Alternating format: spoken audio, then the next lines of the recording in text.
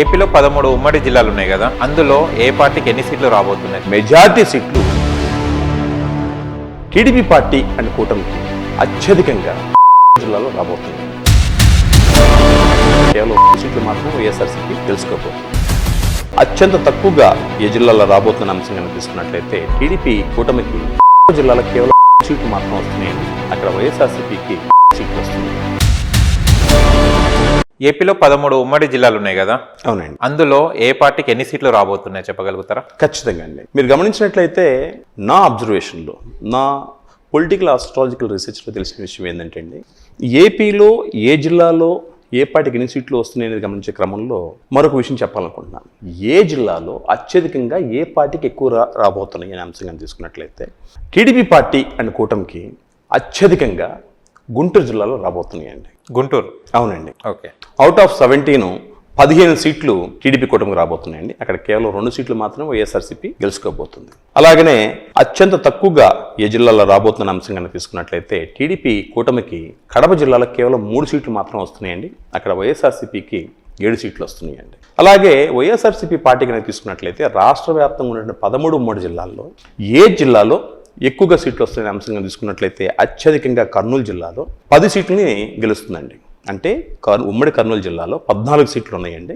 ఈ 14లో 10 వైఎస్ఆర్సీపీ సాధిస్తుండగా కూటమి కేవలం 4 సీట్లతో సరిపెట్టుకోబోతుందండి. అయితే వైఎస్ఆర్సీపీ పార్టీకి రాష్ట్ర వ్యాప్తంగా ఉన్న 13 జిల్లాల్లో ఏ జిల్లాలో అత్యంత తక్కువగా సీట్లు వచ్చే అవకాశం ఉందంటే అది ప్రధానంగా వైజాగ్ కనపడుతుందండి. వైజాగ్లో కేవలం 1 సీటు మాత్రం వస్తుందని చెప్పుకోవచ్చు. ఇక మీరు అడిగినట్లుగా అవుట్ ఆఫ్ 13 కమాండ్ డిస్ట్రిక్ట్స్ కానీ తీసుకున్నట్లయితే ఏ జిల్లాలో ఏ పార్టీకి ఎన్ని సీట్లు వస్తున్నాయి? వరుసగా కనుక మనం గమనించుకున్నట్లయితే శ్రీకాకుళం జిల్లాలో మొత్తం 10 సీట్లు ఉన్నాయి. TDP 7, YCP 3 సాధించబోతుంది. విజయనగరము మొత్తం 9, వైసీపీ 6, టీడీపీ 3. వైజాగ్ మొత్తం 15, TDP 9, Janasena 4, BJP 1, YCP 1. East Godavari మొత్తం 19 ఉన్నాయి. దీంట్లో TDP party 10, Janasena 5, YCP 3, BJP 1. West గోదావరిలో మొత్తం 15 ఉన్నాయి. ఇక్కడ టీడీపీ 8, జనసేన 5, వైసీపీ 2. కృష్ణా జిల్లాలో మొత్తం 16 ఉన్నాయండి. ఈ 16లో టీడీపీకి 11, వైసీపీకి 2 నుంచి 3, జనసేనకి 1, బీజేపీకి 1. గుంటూరు జిల్లా కనుక తీసుకున్నట్లయితే మొత్తం 17 అసెంబ్లీ కాన్స్టిట్యున్సీస్ ఉన్నాయి. ఇక్కడ టీడీపీ 14 సీట్లకు గెలుస్తుండగా జనసేన 1, వేరసి కూటమి మొత్తం 15 వస్తున్నాయి, వైసీపీకి 2 వస్తున్నాయి. ప్రకాశం జిల్లాలో మొత్తం 12 సీట్లు ఉన్నాయి. ఈ 12లో టీడీపీ 10 సీట్లు కైవసం చేసుకోగా వైసీపీ 2 సీట్లు కైవసం చేసుకోబోతుంది. నెల్లూరు జిల్లా కనుక తీసుకున్నట్లయితే ఇక్కడ మొత్తం 10 నియోజకవర్గాలు ఉన్నాయి. ఈ 10 నియోజకవర్గాలకు గాను టీడీపీ 6 సీట్లు, వైసీపీ 4 సీట్లు గెలవబోతుంది. కడప జిల్లాలో మొత్తం 10 సీట్లు ఉన్నాయి. ఈ 10లో వైసీపీ 7, టీడీపీ 3 నియోజకవర్గాల్లో గెలవబోతుందని చెప్పుకోవచ్చు. అలాగే కర్నూలు జిల్లాలో మొత్తం 14, ఉమ్మడి కర్నూలు జిల్లాలో మొత్తం 14 నియోజకవర్గాలు ఉన్నాయి. ఈ 14లో వైసీపీ అత్యధికంగా 10 నియోజకవర్గాలు గెలవబోతుంది. టీడీపీ 4 సీట్లలో గెలవబోతుందని చెప్పుకోవచ్చు. అనంతపురం జిల్లాలో మొత్తం 14 నియోజకవర్గాలు ఉండగా ఇక్కడ టీడీపీ 11, వైసీపీ 2, కాంగ్రెస్ 1 అవకాశం ఉంది ఇక్కడ. అలాగే చిత్తూరు 14 నియోజకవర్గాలు ఉన్నాయి. ఈ 14లో టీడీపీ 9, వైసీపీ 5. సో ఈ రకంగా తీసుకున్నట్లయితే మొత్తం ఉమ్మడి 13 జిల్లాల్లో ఉన్నటువంటి 175 అసెంబ్లీ కాన్స్టిట్యున్సీల్లో టీడీపీ కూటమికి అత్యధికంగా 124 సీట్లు రాబోతున్నాయి. ఇండివిజువల్గా తీసుకున్నట్లయితే టీడీపీకి 105, జనసేనకి 16, బీజేపీకి 3 సీట్లు రావడం ద్వారా కూటమి అధికారం చేపట్టబోతుంది. అలాగే వైఎస్ఆర్సీపీ పార్టీ 50 సీట్లని కైవసం చేసుకోబోతుందని చెప్పవచ్చు అనమాట. చాలా వివరణగా చెప్పారు ఏ పార్టీ ఎలా ఎన్ని సీట్స్ వస్తాయో. నాకున్న చిన్న డౌట్ ప్రకారం ఏపీలో చాలా జిల్లాలు ఉన్నాయి, కాకపోతే మాకు 2 జిల్లాలలో ఏ నియోజకవర్గానికి ఎన్ని సీట్లు రాబోతున్నాయో కొంచెం చెప్పగలుగుతారా? ఖచ్చితంగా అండి. ఆంధ్ర రాష్ట్రంలో ఉన్నటువంటి 13 ఉమ్మడి జిల్లాల్లో మనం ఒక 2 జిల్లాల గురించి డీటెయిల్గా చెప్పుకునే ప్రయత్నం చేద్దాం. దాంట్లో టీడీపీ అత్యధికమైన స్థానాలను సాధించేటువంటి జిల్లా కనుక తీసుకున్నట్లయితే గుంటూరు జిల్లా. ఈ గుంటూరు జిల్లా గురించి మనం తెలుసుకునే ప్రయత్నం చేద్దామండి. ఈ గుంటూరు జిల్లాలో మొత్తం 17 అసెంబ్లీ నియోజకవర్గాలు ఉన్నాయండి.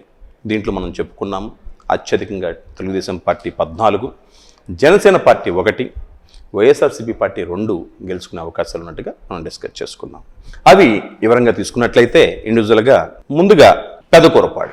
ఈ పెదకూరపాడులో నంబూరి శంకరరావు గారు పోటీ చేస్తున్నారు వైఎస్ఆర్సీపీ నుంచి. టీడీపీ నుంచి భాష్యం ప్రవీణ్ గారు పోటీ చేస్తున్నారు. ఇక్కడ 100కి 100 రూపాయలు టీడీపీ అభ్యర్థి అయినటువంటి భాష్యం ప్రవీణ్ కుమార్ గారు గెలుస్తున్నారు. అలాగే తాడికొండ కాన్స్టిట్యున్సీ నుంచి వైఎస్ఆర్సీపీ పార్టీ నుంచి మేఘతోటి సుచరిత గారు పోటీ చేస్తున్నారు. టీడీపీ నుంచి తెనాలి శ్రావణ్ కుమార్ గారు పోటీ చేస్తున్నారు. ఇక్కడ టీడీపీ క్యాండిడేట్ అయినటువంటి శ్రావణ్ కుమార్ గారు విజయాన్ని సాధించబోతున్నారు.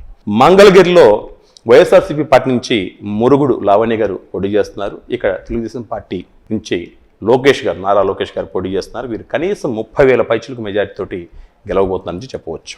అలాగే పొన్నూరు నుంచి కానీ తీసుకున్నట్లయితే పొన్నూరులో వైఎస్ఆర్సీపీ పార్టీ నుంచి అంబడి గారు పోటీ చేస్తున్నారు. అలాగే టీడీపీ నుంచి దూల్పాల నరేంద్ర గారు పోటీ చేస్తారు. ఇక్కడ టీడీపీ పార్టీ నుంచి దూల్పాల నరేంద్ర కుమార్ గారు గెలవబోతున్నారని చెప్పవచ్చు. వేమూరు నుంచి వరికుటి అశోక్ బాబు గారు వైసీపీ నుంచి పోటీ చేస్తున్నారు. అలాగే టీడీపీ నుంచి మాజీ మంత్రి గారు అయినటువంటి నక్క ఆనందబాబు గారు పోటీ చేస్తున్నారు. టీడీపీ నుంచి ఇక్కడ నక్క ఆనందబాబు గారు గెలవబోతున్నారు.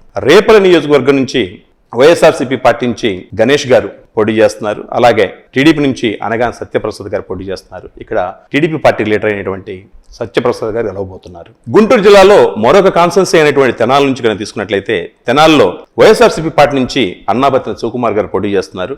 అలాగే కూటమి నుంచి జనసేన పార్టీ అభ్యర్థి అయినటువంటి నాదెండ్ల మనోహర్ గారు పోటీ చేస్తున్నారు. ఇక్కడ జనసేన పార్టీ అభ్యర్థి అయినటువంటి నాదెండ్ల మనోహర్ గారు మంచి మెజార్టీతో గెలవబోతున్నారు. అలాగే బాపట్ల కాన్స్టెన్సీ కనుక తీసుకున్నట్లయితే ఇక్కడ వైసీపీ నుంచి కున రఘుపతి గారు, అలాగే టీడీపీ పార్టీ నుంచి నరేంద్ర వర్మ గారు పోటీ చేస్తున్నారు. ఇక్కడ వర్మ గారికి కున రఘుపతి గారికి బాగా టగ్ ఆఫ్ వారుగా కనపడుతుంది యాజ్ పర్ అస్ట్రాలజీ.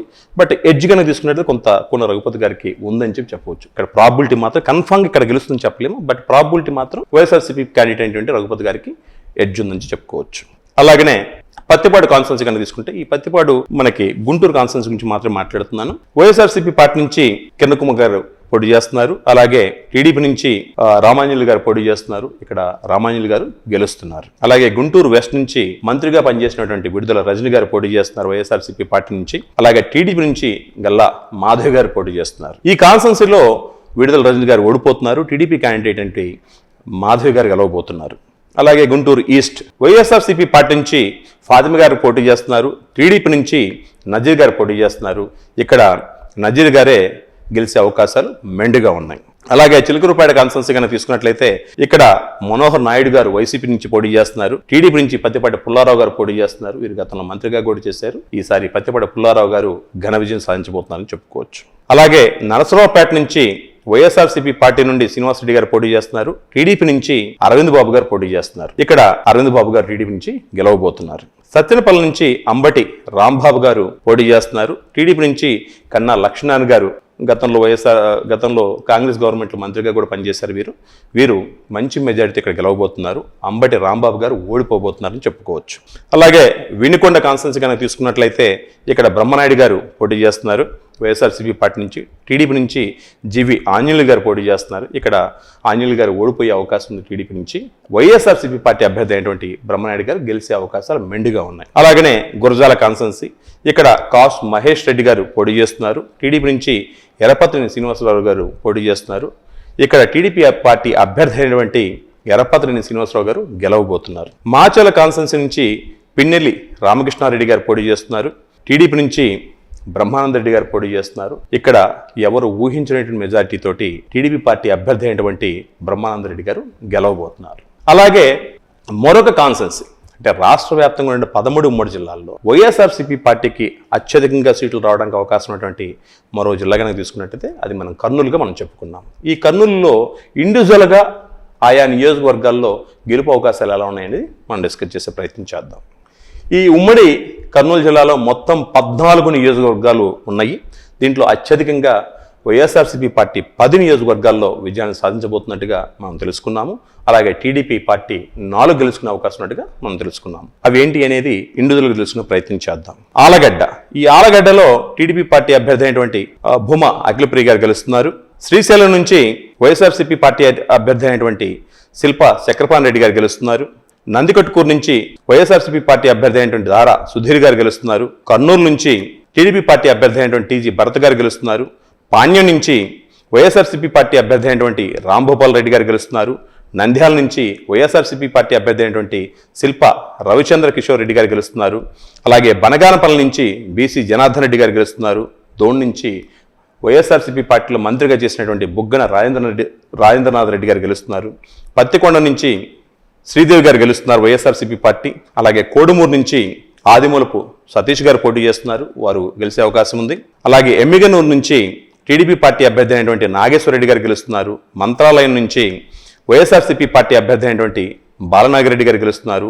ఆదోని నుంచి వైఎస్ఆర్సీపీ పార్టీ అభ్యర్థి అయినటువంటి సాయి ప్రతాప్ రెడ్డి గారు గెలుస్తున్నారు. ఆలూరు నుంచి వైఎస్ఆర్సీపీ పార్టీ అభ్యర్థి అయినటువంటి విరూపాక్షి గారు గెలుస్తున్నారు. సో వెరసి ఈ కర్నూలు జిల్లాలో ఉన్నటువంటి మొత్తం కాన్స్టెన్సీల్లో మెజారిటీ కాన్స్టెన్సీలు వైఎస్ఆర్సీపీ పార్టీ కైవసం చేసుకోబోతుంది. అత్యధికంగా 10 సీట్లు, కేవలం 4 సీట్లలో టీడీపీ పార్టీ అధికారం చేపట్టబోతుందండి. సార్ ఇవన్నీ చెప్పారు కరెక్టే, మీరు ఈ పార్టీకి ఇన్ని సీట్లు వస్తున్నాయి, వీళ్ళు విజయం సాధించబోతున్నారు. ఒకవేళ మీరు చెప్పింది కరెక్ట్ కాకుంటే ఏంటి సార్? ఖచ్చితంగా అండి, ఒక రాజకీయ నాయకుడే కాదు, ఒక ప్రొఫెషనల్ అస్ట్రాలజర్ కూడా నిబద్ధత అనేది ఉండాలని చెప్పి నేను నమ్ముతానండి. నేను చెప్పిన ప్రతి ప్రిడిక్షన్కి నేను కట్టుబడి ఉన్నాను. నేను దేవుణ్ణి అయితే కాదు, కానీ నేను నేర్చుకున్న సబ్జెక్టు, నేను స్టడీ చేసిన సబ్జెక్ట్ మీద నాకు నమ్మకం ఉంది. నేను నమ్మిన సిద్ధాంతం ప్రకారం ఆయా రాష్ట్రాల్లో కానీ, ఆయా కాన్స్టిట్యూన్సీలో కానీ, ఆయా ఉమ్మడి జిల్లాల్లో కానీ ఏ రిజల్ట్ రాబోతుందని నేను చెప్పే ప్రయత్నం చేశాను. ఇవన్నీ నోట్ చేసుకోండి. రేపు ఎలాగూ ఎక్కువ రోజులు కూడా లేదు, 4వ తారీఖు ఫలితాలు రాబోతున్నాయి. రాసి పెట్టుకోండి, సరిచూసుకోండి, తర్వాత మీ అభిప్రాయాలని కామెంట్ రూపంలో తెలియజేయండి. అయితే మీ అందరికీ నా రిక్వెస్ట్ ఏంటంటే, ఇది ఒక ఇన్ఫర్మేషన్ మాత్రమే తీసుకోండి, కానీ ఎట్టి పరిస్థితుల్లోనూ ఆయా ప్రచార మాధ్యమాల్లో వస్తున్నట్టుగా నెగిటివ్ వేలో, అంటే బెట్టింగ్ రూపంలోనో లేకపోతే ఇంకేదో కమిట్మెంట్ రూపంలోనో అలా పర్సనల్గా మాత్రం తీసుకోవద్దని చెప్పి అంటాను. ఒక ఇన్ఫర్మేషన్గా తీసుకోండి. ఒక అస్ట్రాలజర్ యొక్క క్రెడిబిలిటీ ఏందనేది మీరు చూసుకోండి. మీరు ఏ అస్ట్రాలజీని సంప్రదించే ప్రయత్నం చేసినా, లేక ఏ ప్రొఫెషనల్ కన్సల్ట్ చేసే ప్రయత్నం చేసినా కూడా గతంలో వారు ఓవరాల్గా ఎన్ని ప్రిడిక్షన్స్ ఇచ్చారు, దాంట్లో ఎన్ని రైట్ అయ్యింది, ఎన్ని రాంగ్ అయింది, చెప్పిన ప్రతి ఫలితం 100కి 100 కొన్ని సమయాల్లో అద్భుతమైనటువంటి అభిప్రాయం తీసుకురావచ్చు. ఒకవేళ రాంగ్ అయినట్లయితే పర్సంటేజ్ చెక్ చేసుకోండి. ఎంత పర్సెంటేజ్ రైట్ అవుతుంది, ఎంత పర్సెంటేజ్ రాంగ్ అవుతుంది, దాన్ని బట్టి మనం నిర్ణయాలు తీసుకోవచ్చు. ఏది ఏమైనప్పటికీ కూడా నేను చెప్పిన ప్రతి ప్రిడిక్షన్ విషయంలో కూడా నేను చాలా కాన్ఫిడెంట్తో ఉన్నాను. కాబట్టి ఆ కాన్ఫిడెన్స్ తోటి నేను చెప్పేది ఏంటంటే, అన్నీ నోట్ చేసుకోండి. రిజల్ట్స్ అనంతరము మీ అభిప్రాయం తెలియజేసే ప్రయత్నం చేయండి.